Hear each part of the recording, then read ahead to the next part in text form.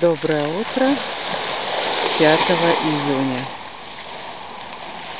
Я снимаю погоду в Лазаревском. Но захотелось же мне перед отъездом опять посмотреть, какое же будет море.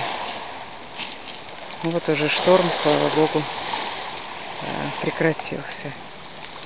Я думаю, что днем море вообще будет очень хорошим. Ночью, правда, шел опять дождь. Ну пусть он так, ночью идет, а днем дождя нет, солнышко. Сейчас уже солнце встает, это видно, хотя утро раннее, еще 7 часов даже нет. Температура воздуха плюс 20. Ну, вот чуть-чуть набегает волна. По сравнению с теми днями это, конечно, не считается.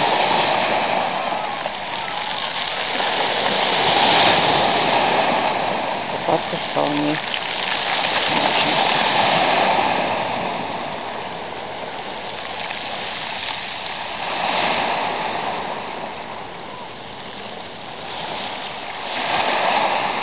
Прозрачная, вот камешки видно.